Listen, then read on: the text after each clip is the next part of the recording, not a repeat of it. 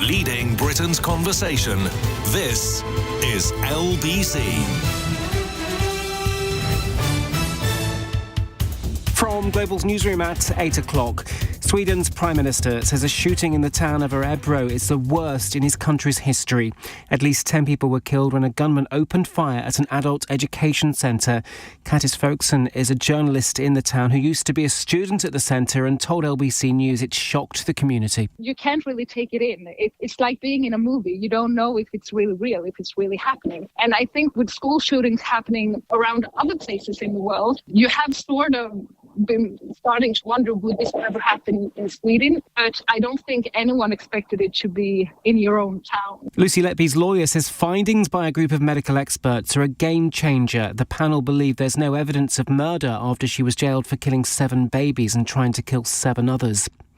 Hamas says talks for the second phase of the Gaza ceasefire have begun, with Israel due to send negotiators later this week. Donald Trump and Benjamin Netanyahu have been meeting in Washington. China's retaliated against tariffs imposed by the US with its own series of levies on American goods. Beijing says a tax on things like coal and gas will come into force from Monday.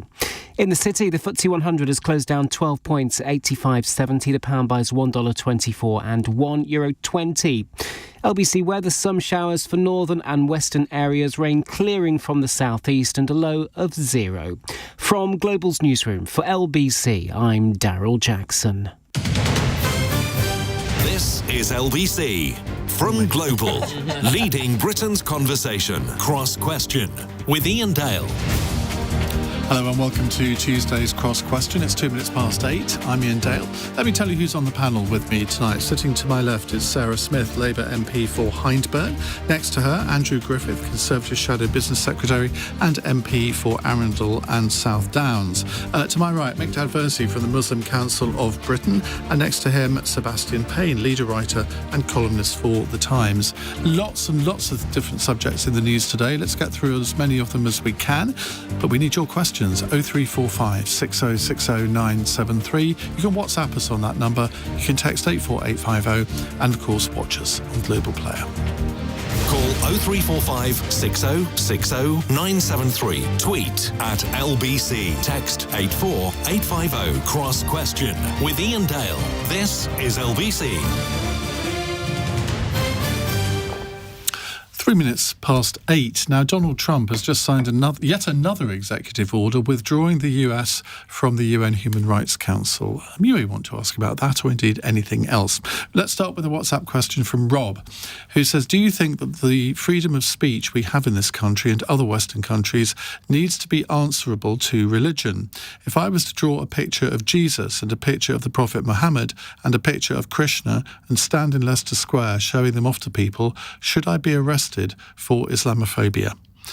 Well, I guess that's kind of directed at you, Miqdaad, so let's start with you, but obviously everyone else can have a view as well. No, you should not be arrested for Islamophobia if you have a picture of Prophet Muhammad. I think that we live in a society which should rightly treasure free speech, and we should allow that to happen. I think there's a difference between when you are being intimidatory towards Muslims, when you are, in the same way as if you were in front of a synagogue and you were being intimidatory, that could be problematic. But if you are just participating in free speech, having a perspective, someone else might have another perspective and they're able to have that perspective and argue with you. That's the country we live in. But let's use the example of abortion clinics, where it is now, I think I'm right in saying, illegal to stand within 100 yards of an abortion clinic, even if you're just standing there praying or something. That is not allowed. Yeah.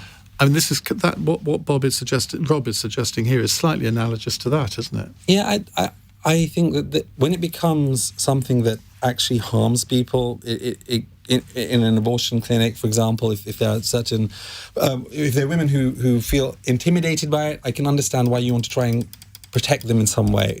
We should always try and care about those in society from all different faiths and others, but I'm generally quite wary about legislation being put in place.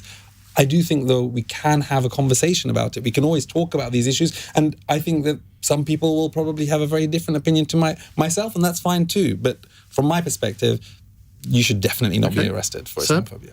So the line between hate speech and free speech traditionally is one that we've been quite good at defining in this country, but it is becoming much more difficult, particularly in the social media age, where the kind of traditional gatekeepers of media, the sort which I work in, are not there anymore. But I am quite concerned we are getting into this place where people are almost thinking in terms of blasphemy laws. There was a question raised in Parliament by an MP recently about this, and I actually found Sir Keir Starmer's answer to be somewhat lacking on this, because he was not robustly saying what you've just said, Miqdaad, which is to say that there is no way to ever have any kind of blasphemy law. It's been a long time since we had anything like that within this country. And I think one test for this is going to be the proposed new group on defining Islamophobia that the Prime Minister has talked about. And this is something that may be led with a kind of wide-ranging panel of people to bring different views here. And of course, that's where that line has to be drawn, to say what counts as hate speech in terms of targeting Muslims and people of the Islamic faith, but also where people are free to criticise Islam. Yep. And I think getting that right has to be very clear. But again, the abortion clinic one is one I'm not comfortable at all with, Iain. I think it was a mistake to find that, because for me, that was curtailing free speech for people. Sarah Smith.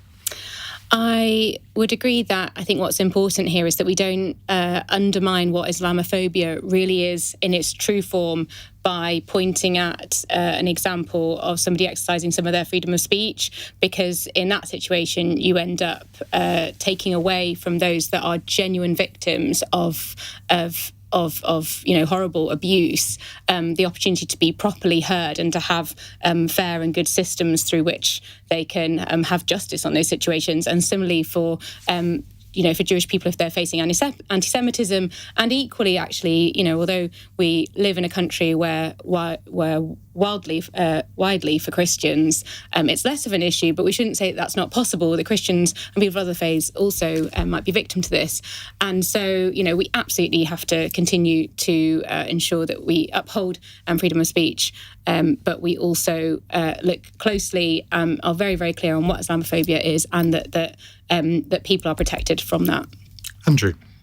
Look, freedom of speech is the foundation stone on which our democracy is based. If we can't have that clash of ideas freely, then we as a society will be going backwards at a pace of knots. There's lots of things I don't agree with in life. I don't agree with the government's employment bill, but I'm not going to set fire to it. So you've got to have tolerant space for argument. Like Sebastian, I was also very uncomfortable with the government's prohibition on silent prayer.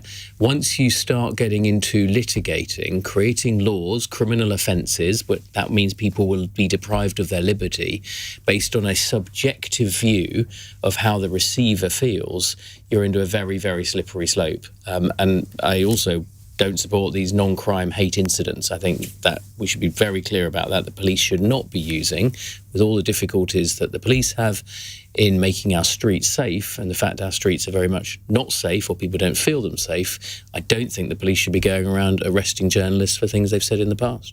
Alison Pearson will be very grateful to you for that. Well, she really doesn't need any my help. She's got some great advocates and arguments, but that's certainly very much what one has in mind. That's not what I think we need as a free society and as a functioning democracy. OK, 0345 6060 973 if you'd like to ask our panel a question. Jane is asking this. In the case of highly technical trials, for example, fraud, finance, medicine, etc., should there be some form of screening the competence of the members of a jury? Now, I'm not quite sure if this is referring to any specific case, but I mean, let's deal with the generality of this. Sebastian Payne.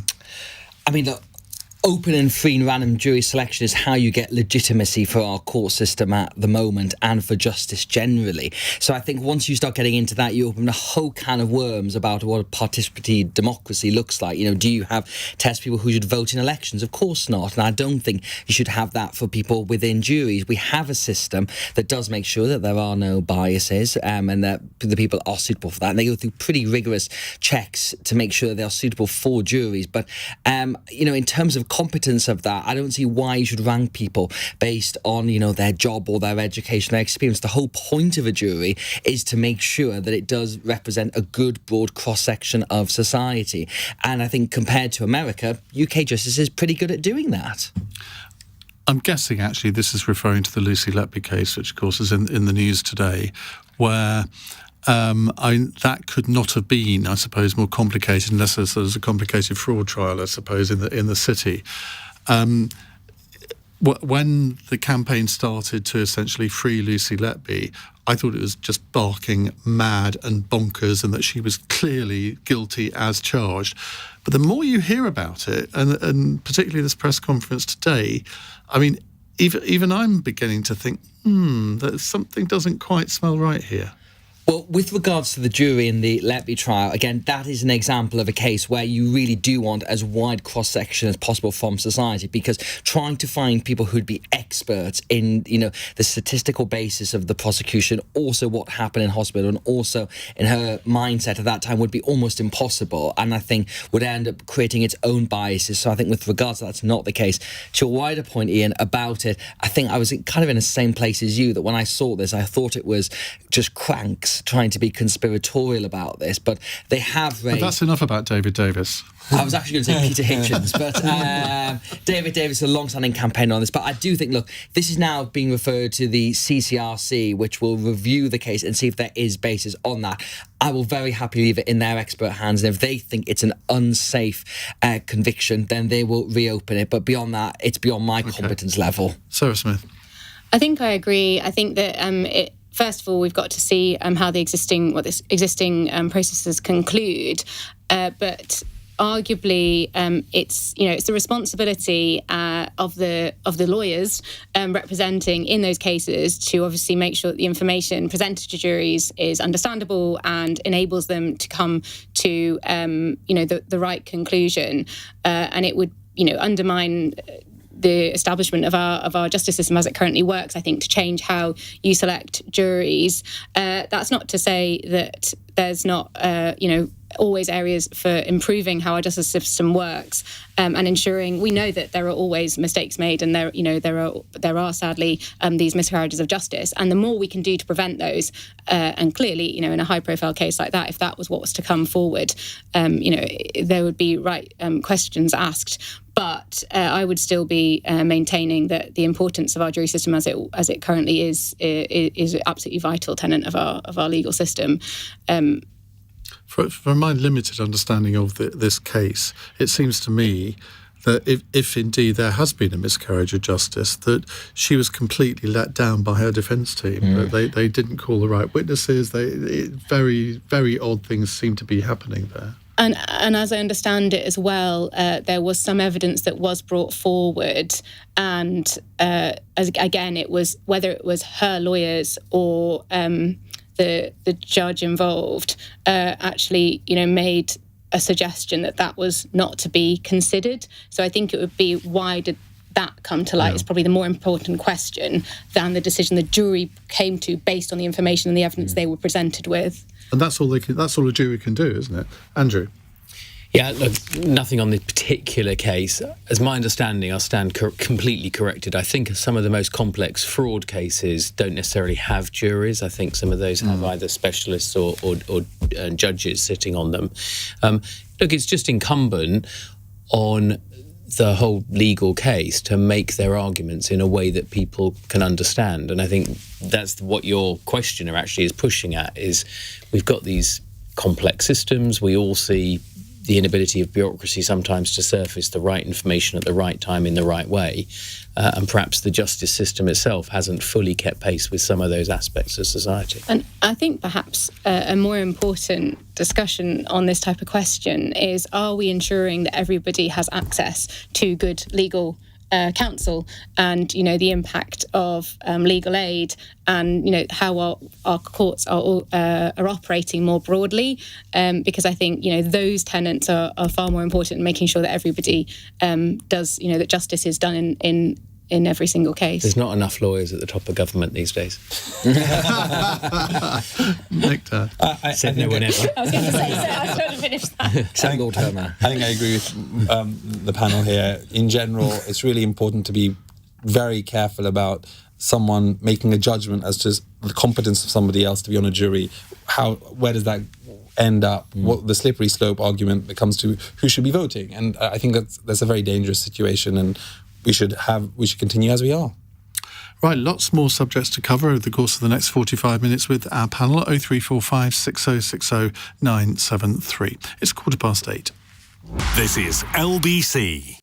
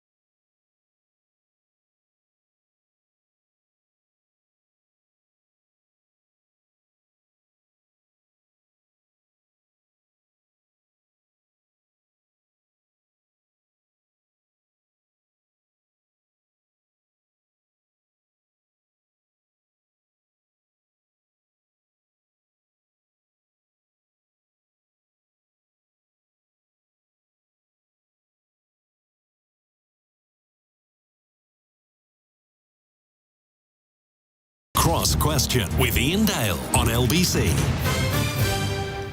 17 minutes past 8, we have Conservative MP Andrew Griffith with us, Labour MP Sarah Smith, Sebastian Payne from The Times and Miqdaad Versi from the Muslim Council of Britain. Tom in Tooting says, how long do you think the Gaza ceasefire will last? The Israeli Prime Minister Benjamin Netanyahu is in Washington for talks with Donald Trump, and the pair are due to give a press conference around 11 o'clock tonight, our time. Negotiations between Israel and Hamas over phase 2 of the ceasefire, the period after this 42 days, come to an end on the 1st of March and are due to take place in Qatar in the coming days. Sarah, let's start with you. So clearly, although it's incredibly fragile, everything has to be done to make sure that this ceasefire is maintained and that we see the next phases. The negotiations need to find a way to be successful. We cannot return to what was happening beforehand. 46% of children in Gaza who said in some questions that they asked them, this was over 6 months ago, that they wished that they were dead. The absolute devastation that's been caused, the number of lives that have been lost on both sides, obviously. And so, and actually Donald Trump has been very clear that he wants to see the ceasefire, he wants to see peace in the region, and I'm sure that he will be working hard as well to with Netanyahu to try and ensure that there is the next phase to this.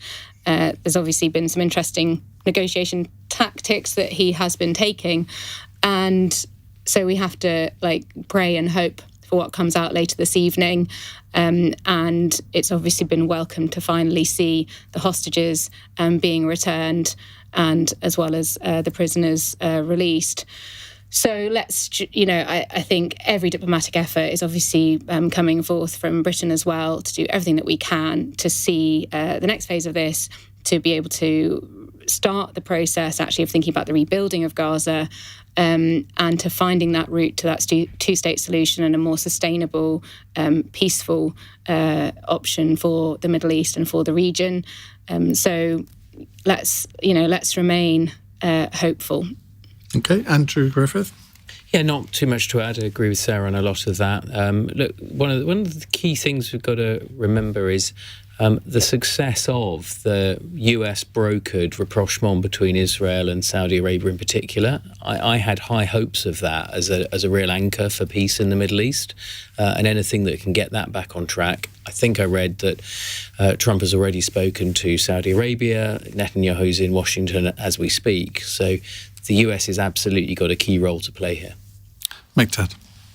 I think that we have to really hope that this ceasefire lasts. I mean, as far as I'm concerned, and as far as human rights organizations across the world have talked about, they have called this a genocide. They've talked about how what Israel has done constitute war crimes. The International Criminal Court has made it very clear that Netanyahu should be arrested if any ICC represented country actually has him visit them. So I think there's a real issue here that needs to be dealt with. We need international law to apply. We need international organizations to show that they are respected, and we need a ceasefire to last for as long as possible. Tens of thousands of Palestinians have died. Over 1,000 of Israelis were killed. We need this ceasefire to last, hopefully for the better, not just for the people there, but for the wider world.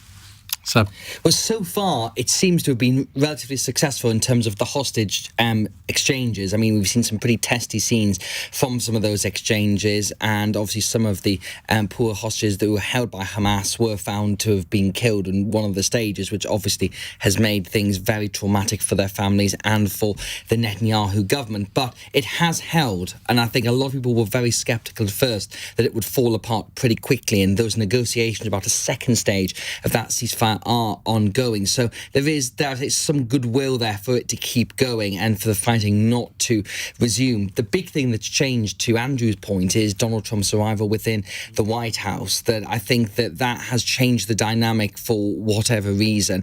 And I think there will be, Mr. Trump will want to make sure the ceasefire is permanent.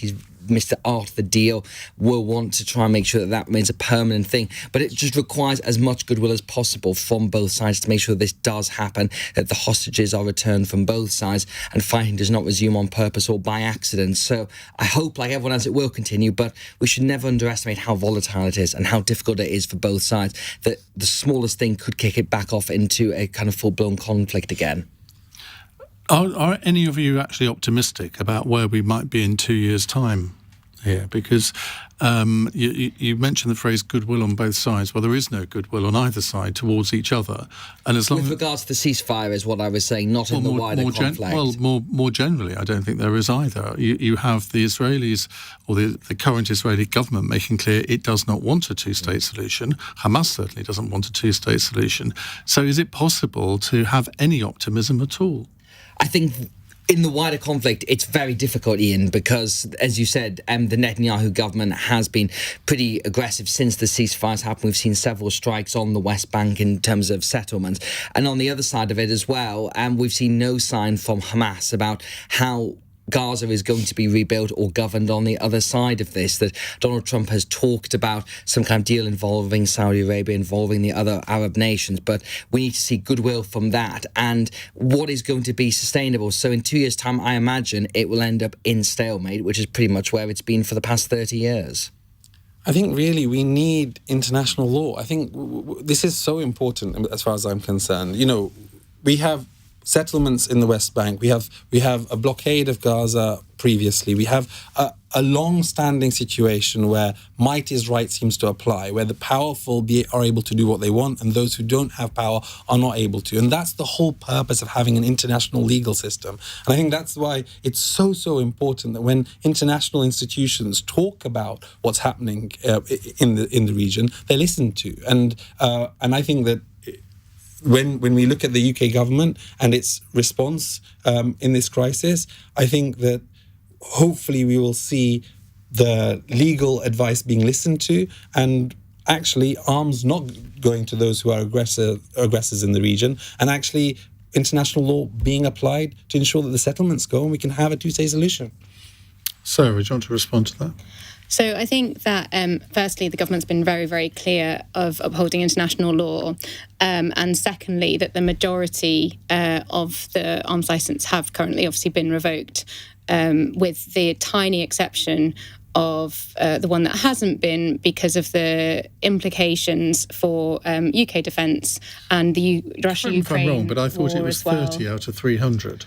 It's more than that, maybe. Sure but I still think the most of the ones that were implicated, and particularly being used by Israel, they have been revoked, and I think and that has been kept under review.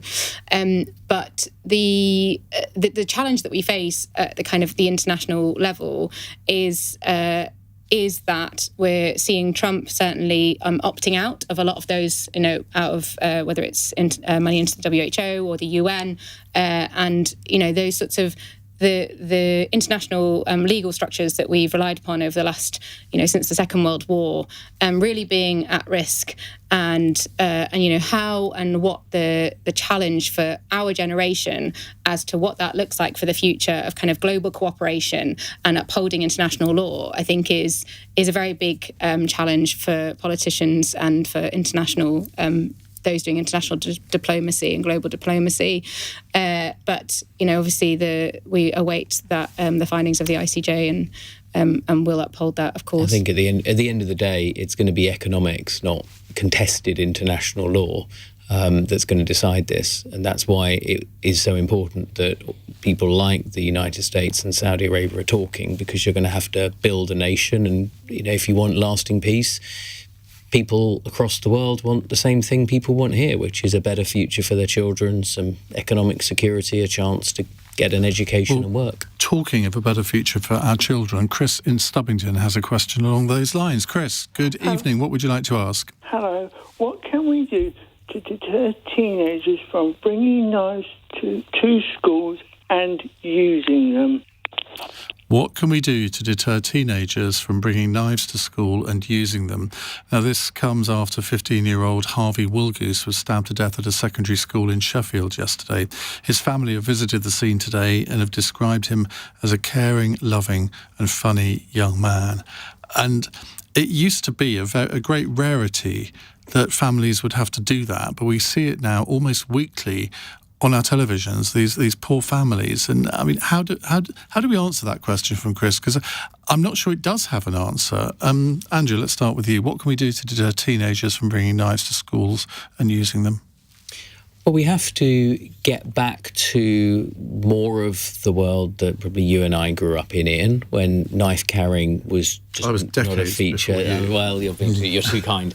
But there was a time, and obviously the vast majority of pupils and children don't carry knives. We should emphasise that. But there was a time when that would have been highly exceptional. And you're right, we read day after day these tragic cases. As a parent, every parent, I think, worries about this.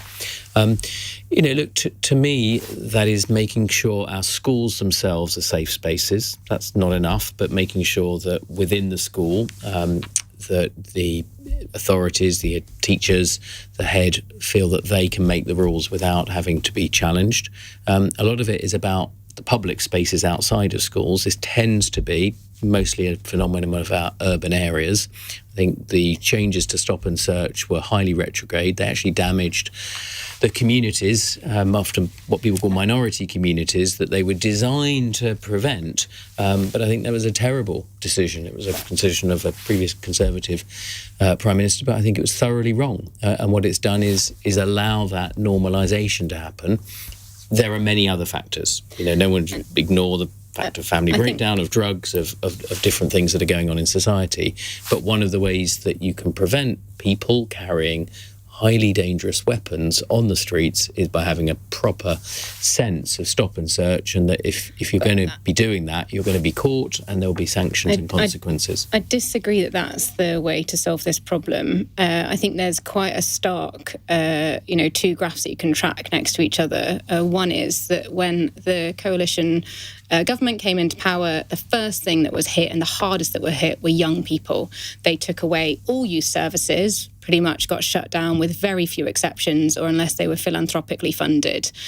Removing things from young people. How does the closure of a youth club make someone carry a knife? Because the way that you start to prevent young people from feeling the need to carry knives and get involved in that type of behaviour, youth worker interventions are incredibly effective in building relationships with those young people who might be at risk of being disengaged and disenfranchised from what's going on in their community.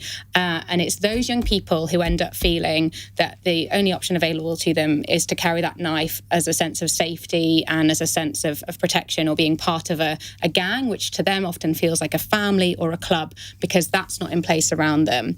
And so it's, yes, it's about the provision and what we do in schools, but it is also what happens out in those communities, and that you can draw the line, as I say, between this kind of marked increase in knife deaths and knife crime, and the lack of investment into youth services. And I think it's really, really important as a Labour government now. What we're looking to do is not just get youth services back up on their feet, but also provide youth hubs, which will be bringing together a number of different interventions around young people who are most likely to end up in either knife crime or linked into drugs and gangs, in order to have that more sort of intensive intervention to help turn around those young people. Because I think we've seen that you sort of have to look at it much more like a public health emergency in order to tackle it. You can't just rely on stop and search and some of the justice end of things. You've got to look at why do those children, those young people, but start knife crime in London, because they start doing it from when they're like 11, 12 years old. But knife crime in London, when Boris Johnson was mayor, consistently over every year came down. And then as soon as Theresa May's stop and search laws came in, it started to go up again. And it's increased, I think I'm right in saying, every single year under Sadiq Khan. Now, I don't blame him personally for that, but and I think there were certainly questions to ask about the operation of stop and search. But when you look at those figures, there has to be some connection.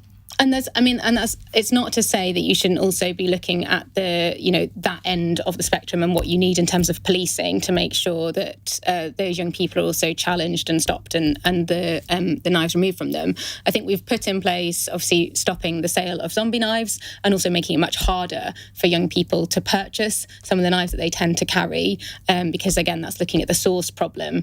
But unless we're giving young people, again, hope and a stake in their community, we are going to continue to see these issues increase. We'll come to our other two members of the panel in just a moment, because we have to get the news headlines first at 8:32 with Daryl Jackson. Sweden's Prime Minister says a shooting in the town of Örebro is the worst in his country's history. At least 10 people were killed when a gunman opened fire at an adult education centre. A panel of medical experts claims it has not found any evidence of murder in the case against Lucy Letby. The former neonatal nurse is serving 15 whole-life orders for the murder of 7 babies and trying to kill 7 others. And Hamas says talks for a second phase of the Gaza ceasefire have begun, with Israel saying it will also send negotiators. It's just over 2 weeks since the first phase went into effect. LBC weather: rain clearing from the southeast to leave clear spells, some showers for northern and western areas and a low of 0. This is LBC.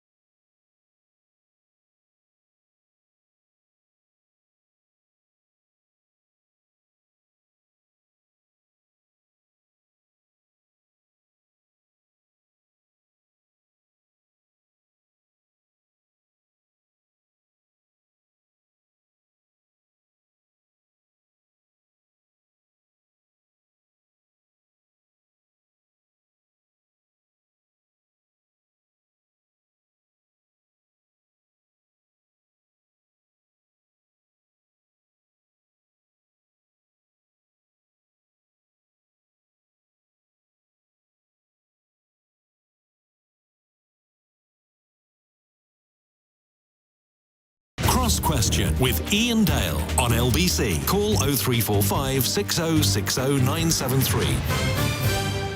8:35, Andrew Griffith from the Conservatives, Sarah Smith from Labour, Sebastian Payne from the Times, and Miqdaad Versi from the Muslim Council of Britain are here to take your questions. Chris in Stubbington has asked, what can we do to deter teenagers from bringing knives to school and using them?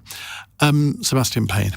Just to pick up on the conversation before the break, I think it's pretty clear Stop and Search has had a very strong effect on increasing knife crime, and it should be brought back. But decreasing, I should say, sorry, of course. And in terms of what you were saying earlier, Sarah, about youth centres, I think one thing that's missing from this is where is the role of the family in all this? That when you were talking about trying to make sure people have that opportunity and hope within their community, that is of course important. But these people who are bringing knives to schools, like they do have parents, and they should be taking a role of responsibility, and there should be penalties for parents who are not fulfilling their duties and make sure they don't have these knives. So I think that's an element we need to think about as well. And it's not something you can fix as one element of society. I think it needs to be about families, it needs to be about the police, and it needs to be about schools as well. And we've seen amnesty bins across London for knives, which have been pretty successful, particularly in the gang territory. But it often feels to me as if that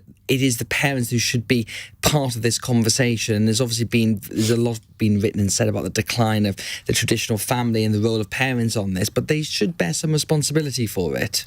Miqdaad. I think that we have to think about prevention as well as the cure. I think we shouldn't just be talking about the final outcome and looking at the justice system. Parents play an important role, but where parents fail, the whole point is that we need to have a society where something can fill its place. We can't just... The idea that you're going to penalise parents in some way, I don't know how that would practically even work. I think that the idea of youth services playing an important role, I think, as Sarah was talking about earlier, if you look at the stats, it looks like the fall in youth service provision correlates quite closely with the increase in knife crime. And that's a problem. And what we need to think about is how can we prevent this happening? How can we try and find a solution? And there's no silver bullet. It's not like youth services will solve the problem, but we've seen in the past how youth services have had such an important role. I've seen how youth workers have transformed individuals' lives. And let's try and find a way that we can support those who need the greatest support. Right, let's move on to a completely different subject. Philip says, can someone explain why the government would go to such pains to give away British territory? Now, he's obviously speaking about the Chagos Islands. Now, the Mauritian Prime Minister Naveen Ramgoolam spoke with Keir Starmer on Friday, and he's claimed today that the British Prime Minister informed me that he intends to push ahead with the agreement reached between Mauritius and the United Kingdom on the Chagos archipelago. It has been reported today that the cost of the 99-year agreement to lease back the island of Diego Garcia, where the large US military base is stationed, is set to be far more than the original £8.9 billion, which had been stated when the deal was written up, because the UK has now agreed to link the annual payments to inflation. Sarah Smith, I mean, this is a very interesting subject, but do you think that Keir Starmer needs to channel his inner Donald Trump when negotiating with foreign countries? I have to say I'm not fully briefed on this update from today, so apologies. But, I mean, I think going back to where we started, obviously we inherited the situation, and the long-term future of the military base was under threat. But Keir Starmer has reiterated that the deal that is now being finalised will be on our terms. Well, clearly not. And so, as I say, I'm not entirely sure of this latest update and whether it's a bit more Trump-style negotiation from the other side, or what will really come through. We will only in the end sign up to a deal that safeguards and ensures the UK's best interests and protects, most importantly, our national security by securing that long-term future of the base, of the military base. But it's rumoured that the amount in the end will be double the £8.9 billion originally promised. I mean, that strikes me as, well, a complete and utter failure in negotiation, if that's the case. Well, we don't know that this is the case. Well, right the now we're hearing, the Mauritian Prime Minister says it is. Well, but we're hearing Trump and other world leaders, I think, sometimes say things that aren't the full case of what's... Okay. The negotiations are still ongoing. I think I will take the criticism when it's... Andrew Griffiths, you're pulling your face. Look, this is properly insane. I mean, there is no rationale for this other than we are governed by a clique of woke lawyers. That is the only possible rationale. How is this woke? Because there is an advisory ruling, not a binding ruling, an advisory ruling that every other country would have just kicked into touch, that the previous government had no intention of reaching an agreement over, to give away, let alone pay Mauritius, which is further from these islands than we are from Berlin. Right? There's never been part of Mauritius. This is properly mad, and the only conceivable justification is a clique of Philip Sands, who's acting against this country's interests, albeit perfectly legitimately as a gun-for-hire lawyer, Richard Hermer and Keir Starmer. And it is absolutely breathtaking that they are potentially offering to pay billions of pounds that the government tells us how stretched the public finances are. They took away the winter fuel allowance. This would be 12 years worth of winter fuel allowance money. Isn't there a misunderstanding here? Because the £8.9 billion is presumably the price that we pay to lease Diego Garcia, which is a very valuable thing to do. It's already our sovereign territory. I mean, you might as well say the same about the Isle of Wight. This is British sovereign territory, and the only point of contention, which different people will have different reasonable views on, is the degree to which that our woke leader lawyers should be taking into account of an advisory opinion by the International Court. Right? It's an advisory opinion. It's not a binding opinion. If you belong to an international court, surely you have to take notice of it. It's an advisory opinion. It's like you going to a KC. It's like you going to a barrister and saying, look, I've got a particular instance. I would like a piece of advice on that. It doesn't of itself make law. It doesn't of itself carry sanctions. None of this is the voice of the... Presumably Keir Starmer as a lawyer knows that. So why is he acting in this way? Well, he should be explaining that, to be frank, Ian. Perhaps he'll come on and explain exactly to you why he feels that with all of the other things that are going on in the world, with the geopolitical significance of Diego Garcia and the British assets on the archipelago. All right. With all of those, all of those, I'm just proud of myself. It was nearly going to be islands. Nearly going to be islands. He's never coming on again. It's the word of the day. With all of the things going on, all of the strain on the public finances, and the complete abrogation of the failure to reflect the will of the Chagossians themselves. Miqdaad. I just find one thing specifically interesting. If the International Court of Justice had made a ruling that was more binding, would you have a different opinion? I think this is the ultimate question here. And I think that when it comes to international law, it seems like there is... But you talk about international law as if it's some sort of gravitational constant, some law of the universe. The reality is that international law is subject to interpretation. Different people will have Which views. is why you have a court, right?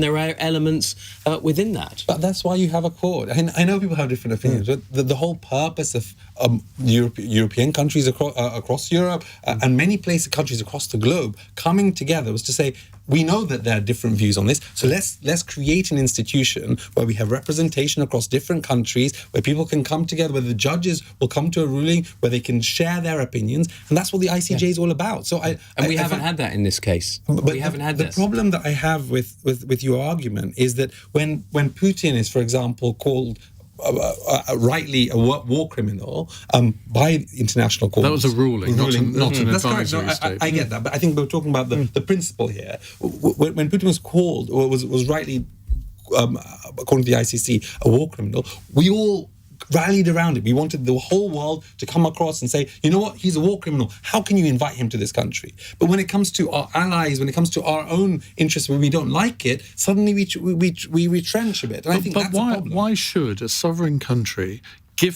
not only give up its own territory, but pay somebody else to take it off our hands? I feel like there's something we're missing from this story, because when you lay out the facts as Andrew has just done, it simply does not make sense when you think about the importance of that base, the importance of it in particular for the UK-US relationship, because obviously the Diego Garcia Air Base, which the sums may be paid for, is operated by America and is key part of our security relationship with them. And we should reflect, of course, that these negotiations did start under the past Conservative government. They were stopped by Lord Cameron when he was Foreign Secretary. And the fact is we've just not heard a lot from the Prime Minister or the Foreign Secretary on the Chagos situation, which is why we're getting news from literally from the other side of the world, from other Prime Ministers. And I think there needs to be some clarity over why he's doing this, because when you look at the fact of the money, the importance of the base, and the fact, Miqdaad, that it is a non-binding opinion, it just simply does not make sense. It does not make sense about why you would pursue and do this now. And if it was to secure the long-term future of the base, that would be fine. But as we've learned today, the deal only includes a 99-year lease for the base, which will not be renewable. If that is the case, then the base will have to move within the next couple of decades to prepare for the end of that lease there. And of course, this all goes in the context of the reach of China, that Mauritius is a country that is influenced by China. And I think a lot of people are waiting to see what Donald Trump thinks and says about that. And that's not the only thing that matters, of course, but it is important for our relationship with America, for our security relationship. And I do think this money, particularly if it's going to be paid upfront, which is the reports we've heard today, it doesn't bode well for the public finances. Brace yourselves, we've got a question on tariffs next. Is that going to keep people listening, Seb, do you think? Well, they're already so excited about the Chagos Islands and air bases. So. Tariffs will just get them even more up and at them at this time of night. 8:46. This is LBC.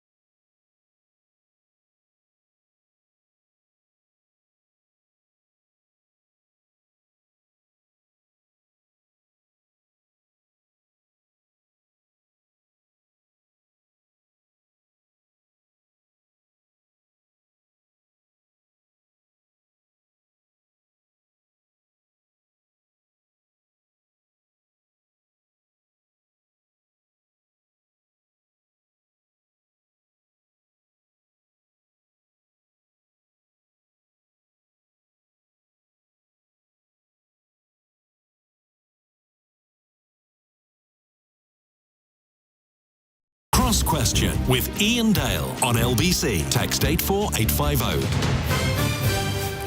8:49. Andrew Griffith, who is Conservative Shadow Business Secretary. Now, that's a new appointment. Enjoying it so far? That's great. No, it's great. Look, as someone from business, it's my dream job. It's perfect. But how do you make that transition between government and opposition? Well, not voluntarily in. I think the electorate had quite a lot to do with that on the 5th of July. But look, I mean, you shouldn't be in this postcode if you don't think Parliament itself, not just government, is important. I do. And given the cards that the electorate's dealt with us, it's equally important that this government, I'd say more important, this government has strong opposition. Now, we are few in number, but stout in heart. Sarah Smith, as a new MP, what job would you like? I am very, very happy to have No. seriously. You're not going to get away with that. I'm the Opportunity Mission champion, and as somebody spent the last 15 years trying to tackle educational disadvantage and came into you'd politics like Bridget Phillipson's because job, I that's want what to you're see telling young me. people having the best possible start in life. Bridget, I am beware. glad to be championing the mission board's work to take down those barriers to opportunity. Absolutely. Well, next week is...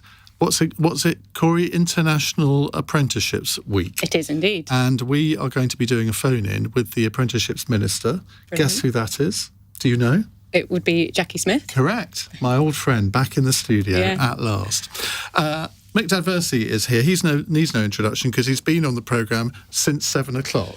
So you all know who he is now, from the Muslim Council of Britain. And Sebastian Payne, leader writer and columnist for The Times. Helen in Bristol says, Jeremy Hunt says that if Trump puts tariffs on British goods being sent to America, we should not hit back with our own tariffs. Do you agree? Now, the former Chancellor and Foreign Secretary has told The Guardian that the reason that you generally hit back with retaliatory tariffs is to give you leverage so the other side then wants to remove the tariffs that they've introduced. But our goods exports to the United States account for less than 0.5% of US GDP. So we should be very realistic. We don't have any leverage when it comes to that. What a defeatist, said Payne. It might sound defeatist, but it is actually reality, Iain. I think our trade with America is about 0.5% of its GDP. So if we were to start hitting tariffs on goods that we send, services in particular, we send to America, I'm not entirely sure it would change Trump's mind.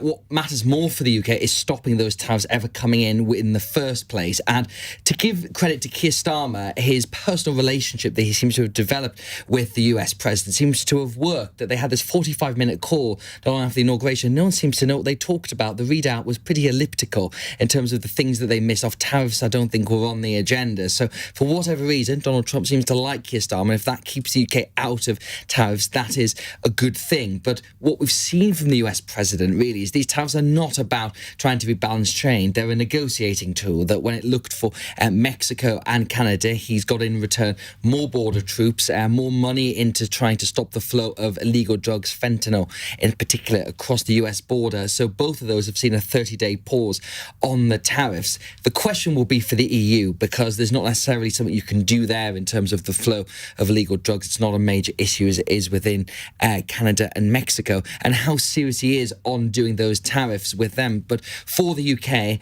our best diplomatic option to do what we've been doing now is to focus on the security and defence partnership that we have with America, which is tighter than any other country, and hope that Donald Trump can see that that is more important than trying to put some tariffs on us that will ultimately stoke inflation, stall economic growth, because tariffs are a very bad thing.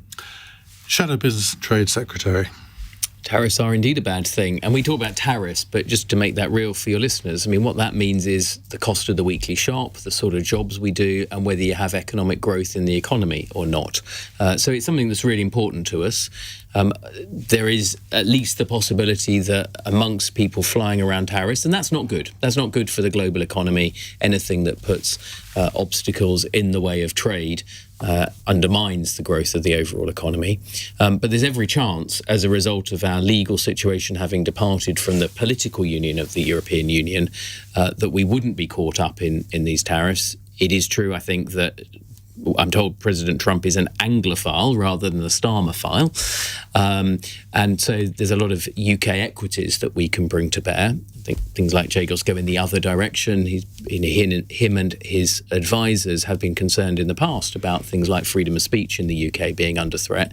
But if we play our cards right, then there is every chance that this could even be an opportunity for us rather than something that's a threat. I don't think we are playing our cards right, to be clear, as Shadow Trade Secretary. I think that the engagement with the US has been desultory so far. The body language of spending more and more time in Brussels, if your stated policy is to be, is probably to try and sit on the fence as least uncomfortably as possible, even that, I think, is sending a bad signal. But you haven't answered the question. If they do impose tariffs on Britain, and Donald Trump did say that the other day, that we might not get off scot-free, should we hit back with our own tariffs?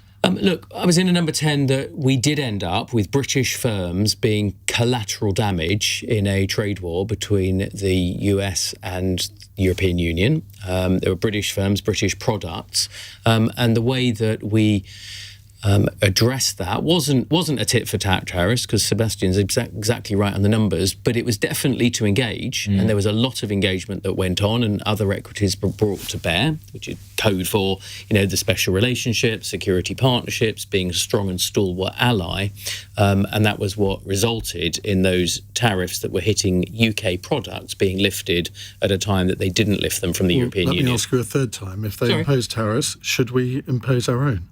Sorry, no, I wasn't trying to not avoid the question. No, I was saying we should avoid tit-for-tat. So tit-for-tat is where one party... I think there are much better ways to do it than to try and go down that route.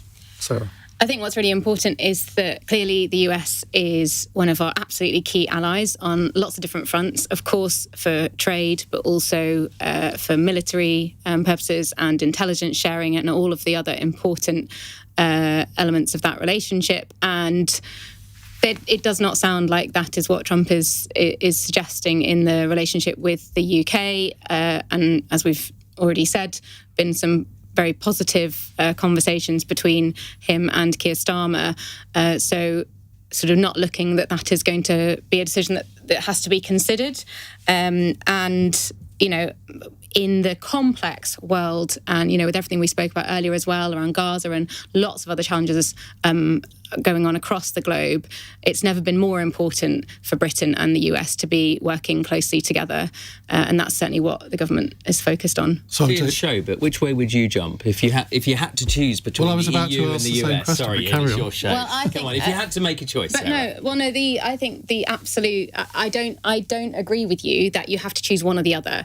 And I hear, just as frequently as... You can't be in dynamic alignment with both. I hear just as frequently as, people obviously have been concerned hearing of the potential of what Trump's presidency might mean for trade, but more frequently I hear of businesses being hampered by, unfortunately, the failed negotiation of the Brexit deal and the Brexit deal that we've had to live with, and the work that this government's doing now to improve trading relationships with Europe are absolutely key to economic growth. Miqdaad. Being a bully is not a good thing, and I'm very worried that what we're seeing here is Trump using American power in a way that's really dangerous for the... Very effectively, though, because Mexico and Canada have kind of bowed down. The Americans have a lot of power. They can use it in many ways, and the question is, will they use it for good or not? And I think that's the underlying challenge that we need to think about. International...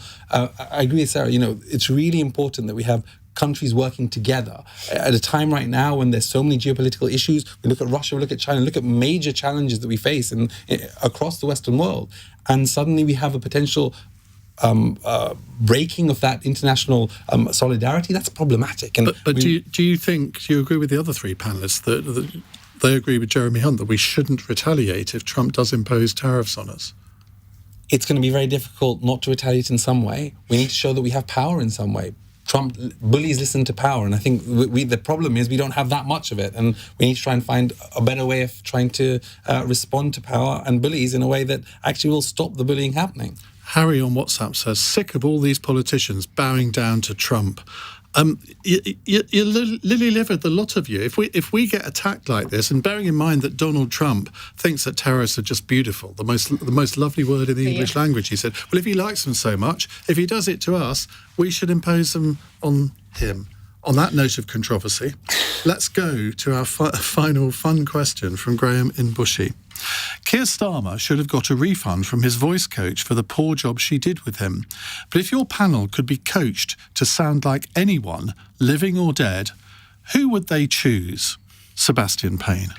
When I first started doing radio about 14 years ago, everyone thought I was Welsh for some reason, and that is because of the elongated vowels that Geordies often get, and I did sound a bit more Geordie then than I do now, Ian. So I'm going to go for try to erase it. I would go for the lovely, soft, soothing tones, therefore, of Tom Jones. OK, I wasn't expecting that. Miqdaad. I'm going to go for Brian Blessed. Oh, my goodness. Can you imagine the pair of us in the studio? It sounded like that. Do you know, I interviewed him once. It was the most weird experience of my life. He literally was shouting every single word. Sarah? I think because of the kind of influence you could have if you sounded like her, our late Queen. Oh, I thought you were going to say Margaret Thatcher. That would be a surprise. That's Ian's late Queen. Andrew? Look, if you're going to have coach, you might have get a good result, unlike Keir Starmer. So, John Anderson, Gladiator ready. Do you remember that? Nope. Yeah. Oh, come on, the referee. Ian, come on. That's of your Gladiators ready, on my whistle. No. He's Scottish, though. He's Scottish, but Do you want a Scottish accent, if you're going to have coaching, you want to see the difference afterwards, right? What about you, Ian? Nick Ferrari.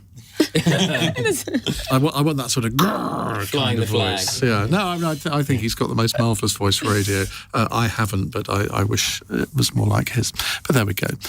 Right, thank you all very much. On tomorrow's panel, we have the Conservative Shadow Minister and former party chairman Richard Holden, environmentalist Professor Rupert Reed.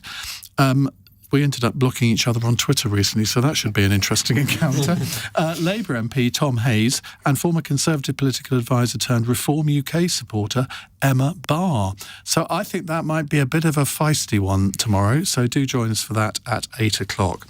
Now, coming up in the next hour, Metropolitan Police office staff have gone on strike over the outrageous demand that they should actually turn up for work. I mean, have you ever heard anything so outrageous? Do you have any sympathy for these striking police service workers?